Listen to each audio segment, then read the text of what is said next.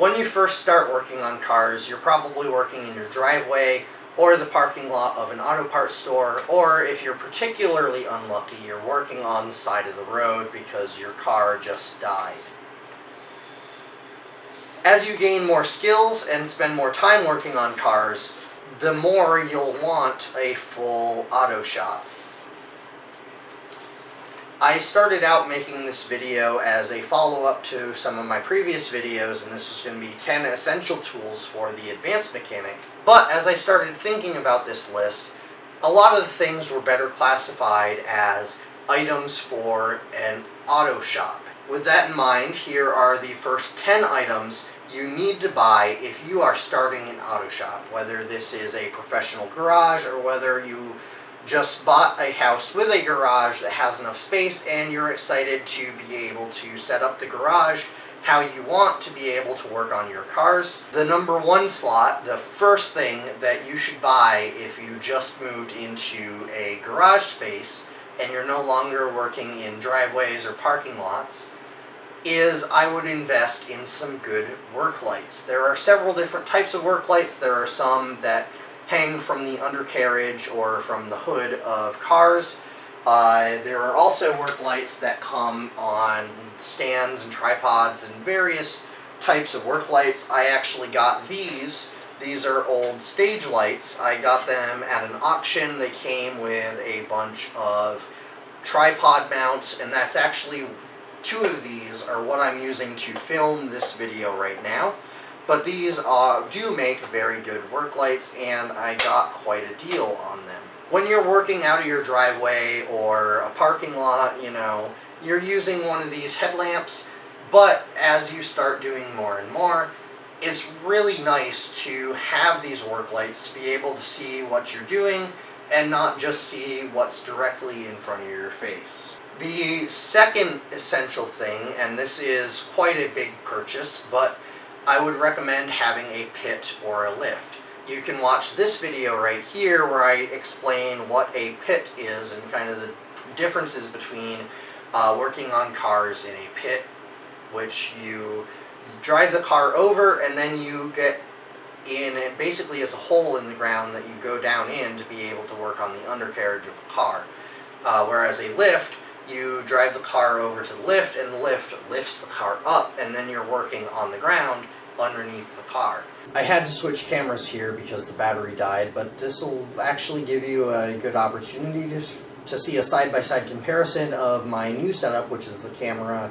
I just recently got it, and that's the camera I was using for the first part of this video, and now this part of the video is being filmed on the camera, my old camera, which I continue to use as sort of a side camera, backup camera, second perspective. But this camera I've had for quite a while and I've filmed a lot of videos with it. But anyway, as you start working on cars more and more, especially working on the undercarriage of cars, the convenience of a lift is well worth the price tag. So if you have the space for it, if you have the budget for it, and you just moved into your new house that has a really nice garage, a lift will make your experience working on cars so much better. Also, as you're starting to work on cars, air tools will also make your life easier. Having an air compressor in your shop and being able to fill up your tires without having to go down to the gas station and pay $1.50 in order to use the compressed air there, it makes your life so much easier. Also, you can get a wide variety of air tools, including an impact wrench to easily remove and replace tires on your vehicle, as well as things like an air ratchet, different types of air sanders, and some other very miscellaneous air tools. The next thing I would recommend is a bench vise. Maybe a little bit bigger of a bench vise than my little desktop bench vise here. But a bench vise, and also going with the bench vise, possibly a drill press if you can afford one, if you have room for one. Those are two very handy tools for when you are trying to work on parts for cars with some precision. The bench vise holds the item in place, and then you can drill holes in very specific places using the drill press, and it is a lot better than trying to drill the hole manually with the whatever you're trying to drill clamped to a board. A parts washer, and actually I would prefer an ultrasonic cleaner, but why not get both, especially if you have the budget and the room for it, makes your life easier. An automated parts cleaner cleans parts like brake calipers, any kind of engine components. It cleans them automatically with very little scrubbing, and so if you have the room and you have the budget, you may as well pick one up. And I really like ultrasonic cleaners, and I think they are really neat, really good tools to have. And so if you get a garage and you have some space on a workbench, buy an ultrasonic cleaner and put it on there, and it makes cleaning tools, cleaning parts so much easier. As you start building out your shop, it's important to think about how you want to organize your shop. There are various different types of organizer systems. There are giant toolboxes. You could have a pegboard on the walls and have everything hanging up. All sorts of different types of bins and organizers, but you need to have some sort of organization and lay everything out in a way that makes sense for you, and you can actually find what you're looking for. Another creature comfort for a garage would be a high capacity oil catch can. Now, I would assume at this point you have some sort of thing to catch oil, whether it is a coolant container that has the side cut out, or whether it's a slightly bigger one that has like the built-in funnel. But the problem with those is after you catch all the oil, after you drain all the oil into the drain pan, you have to empty it right away. Whereas in most professional garages, they have these drain pans that automatically drain into a much bigger container. That means you have to empty it fewer times, and it just makes your life easier.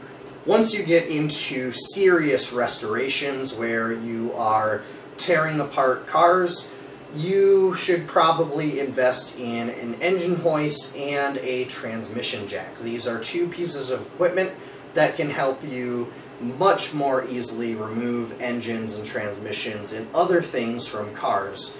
Another good thing to have around is a bench grinder. These are good for sharpening tools, for removing rust. It's another thing that I would have in any shop that I am creating. And also you want a tap and die set.